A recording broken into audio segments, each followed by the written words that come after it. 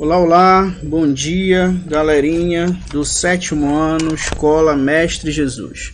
Aqui é o professor Newton de História. Finalmente chegamos ao nosso capítulo 16, tá? A ideia é que nós vamos concluir esse capítulo hoje com 2 aulas, certo? Então hoje a gente conclui o nosso conteúdo.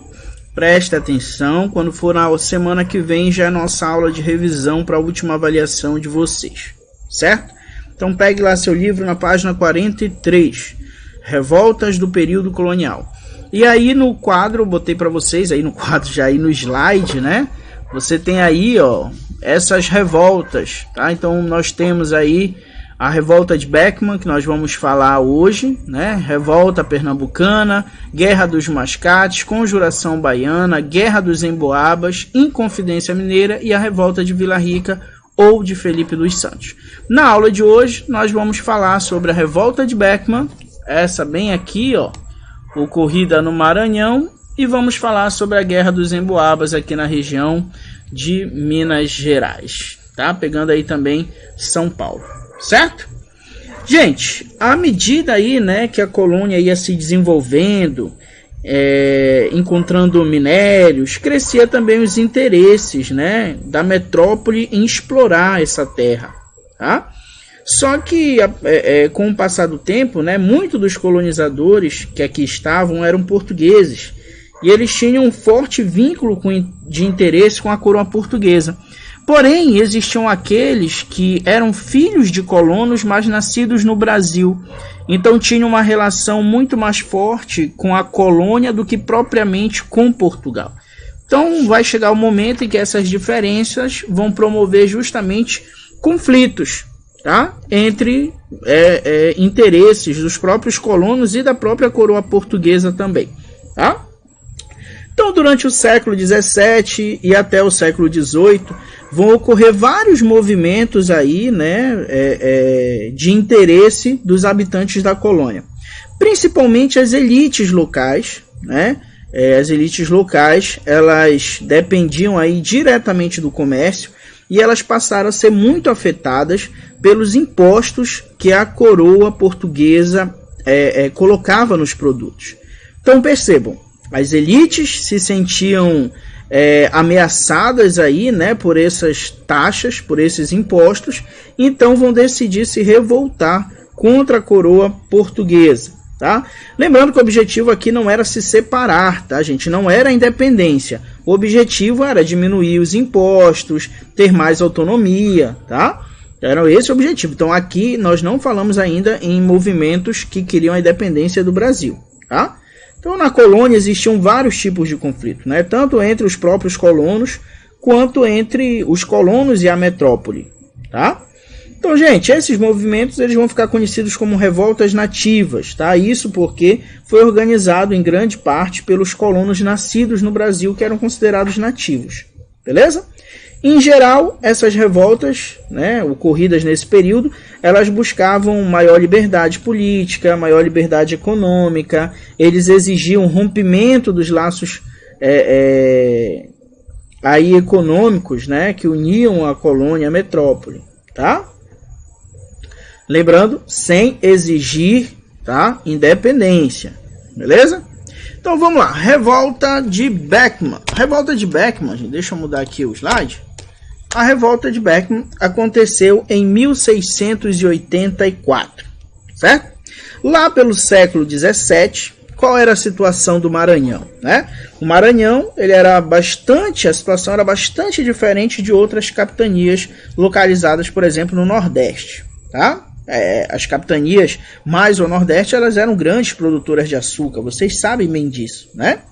A população maranhense, né, tirava o seu sustento aí da exploração, principalmente das drogas do sertão, aqueles produtos que são encontrados na mata, né, principalmente na mata amazônica. Eles tinham também pequenas plantações de algodão, pequenas plantações de cana-de-açúcar, né, e também tiravam aí para lucrar a madeira, né, então eles ganhavam com extração de madeira também. Esses maranhenses desse período, eles não dispunham de recursos aí, não dispunham de dinheiro para conseguir comprar escravos africanos. Lembra que os escravos africanos eram muito caros, né? Então os fazendeiros da região vão passar a utilizar a mão de obra escrava indígena. Essa escravização, vocês já sabem, ela era contestada aí pelos jesuítas. Os jesuítas não queriam que escravizassem os indígenas. Então os jesuítas passaram a pressionar, né, o governo português para abolir a prática de escravização de indígenas. Então, presta atenção no problema, né? Lá no Maranhão, eles não têm dinheiro para comprar mão de obra escrava africana, então eles utilizavam a mão de obra indígena, escravizando indígenas. Os jesuítas eram contra essa escravização e passaram a pressionar o governo português para que o governo acabasse com essa prática. Quando chega em 1680, a escravização dos indígenas vai ser proibida pela coroa portuguesa. É óbvio que isso vai desagradar os colonos maranhenses, aqueles colonos, não só maranhenses, né? Vai desagradar todos os colonos que utilizavam mão de obra indígena. Daí, gente, com o objetivo de suprir a falta de mão de obra, o governo português vai criar no Maranhão a chamada Companhia Geral de Comércio do Maranhão. A Companhia Geral de Comércio do Maranhão, gente, era uma espécie de empresa, tá? Que ela era responsável por levar produtos da Europa para ser vendidos no Maranhão e era responsável por comprar os produtos dos maranhenses, as drogas do sertão, a pequena produção de açúcar, a madeira, lembra que era isso que eles produziam? Então esse era o objetivo aí da Companhia Geral de Comércio do Maranhão, né? Ela vendia para os colonos, por exemplo, bacalhau, azeite, vinho, tecido, farinha, trigo, né? E aí a companhia teria que cumprir também com algumas obrigações, que era comprar, né, o produto dos colonos, como algodão, açúcar, madeira, as próprias drogas do sertão, e deveriam também fornecer 500 escravizados africanos por ano para o governo local. Ou seja, ela tinha que trazer 500 escravos africanos para manter o seu monopólio nesse comércio, tá? E aí o governo ia repassar essa mão de obra para os proprietários de terra do Maranhão. Então, dessa forma, não havia mais a necessidade aí de os colonos escravizarem a população indígena, certo? Só que é o seguinte, gente, em pouco tempo a companhia vai começar a desrespeitar o acordo, né? A companhia aí vai ter muitos privilégios, né? Por exemplo, ela não vai mais fornecer os trabalhadores escravizados que ela prometia. Outra coisa que eles vão fazer, eles vão comprar os produtos dos maranhenses a preços baixos, claro, é só eles que têm autorização para comprar, então eles que vão dizer o preço dos produtos dos maranhenses. E, em troca, vão vender produtos de má qualidade a preços elevadíssimos. Então, essa postura aí da Companhia Geral de Comércio do Maranhão, né, vai ser a principal causadora aí da explosão dessa revolta, que ficou conhecida como Revolta de Beckman, tá? Isso porque ela foi liderada por dois irmãos, o Manuel e o Tomás Beckman, tá? Eles foram os grandes influenciadores aí do movimento. Eles eram grandes proprietários de terra, né? Então o movimento em si exigia o fim do monopólio do comércio exercido pela Companhia Geral do Comércio e a permissão para a escravização novamente dos indígenas.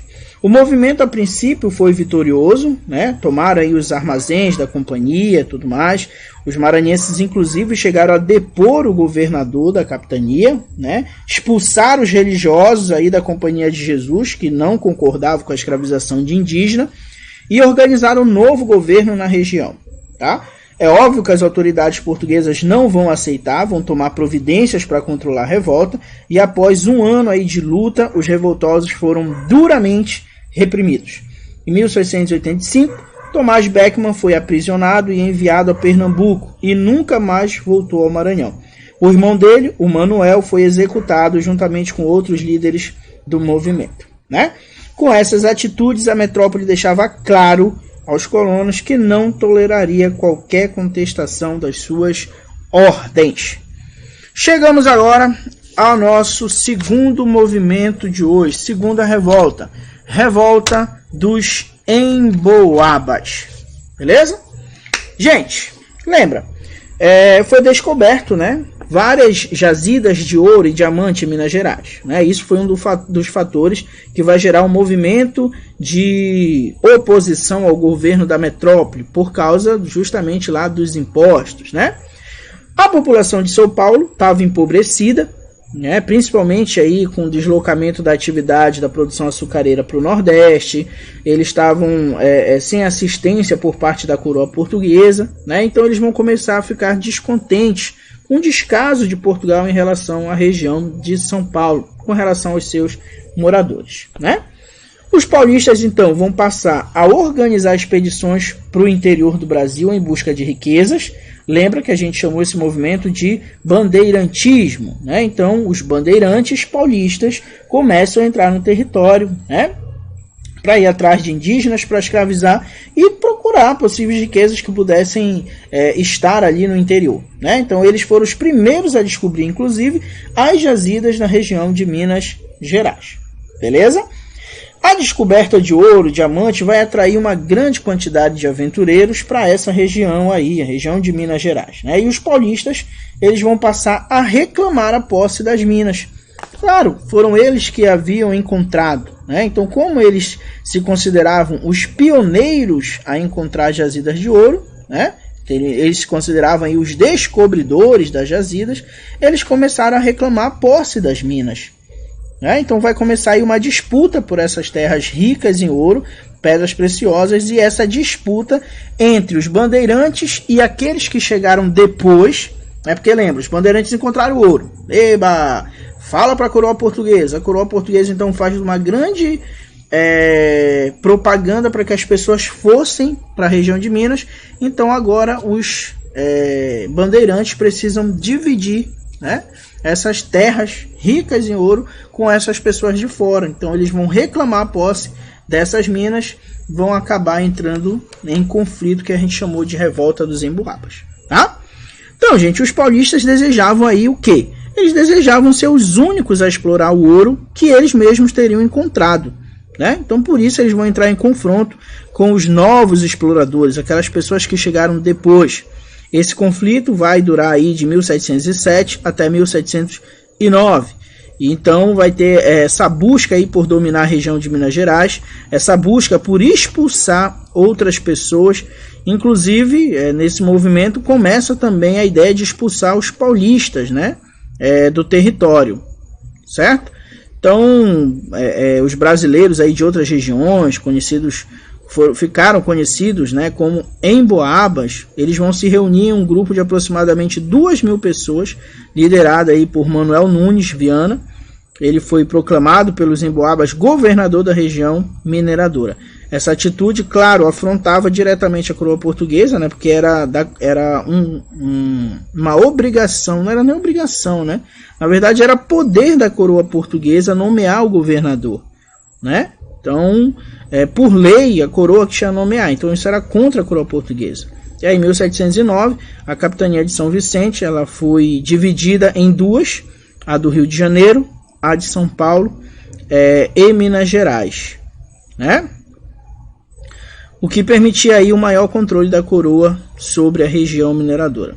Quase todos os envolvidos aí na revolta dos emboabas foram aí perdoados pelo rei português, né? Ele concedeu a eles inclusive postos administrativos, em detrimento aí das pretensões aí dos paulistas. Em 1720, o governo colonial determinou a separação da capitania de São Paulo e Minas, tá? E no caso ficou aí São Paulo e Minas Gerais, e os paulistas que haviam perdido o poder, né, em ambas as capitanias foram obrigados a abandonar a região. E isso vai estimular uma busca por novas minas, né, encontradas nas áreas dos atuais estados de Mato Grosso e Goiás. Ou seja, os paulistas entraram no conflito, ainda foram expulsos da terra e tiveram que encontrar ouro em outras regiões, né? Mas graças aí ao fato dos paulistas terem perdido o conflito, né, perdido aí na revolta, foi graças a isso que eles encontraram ouro em outras regiões, fora da região das Minas, né, da região de Minas Gerais. Por isso eles foram aí para o estado do Mato Grosso e Goiás, beleza? Galerinha, fica exercício para vocês aí. Deixa eu colocar aqui as páginas para vocês. Exercício, página 44.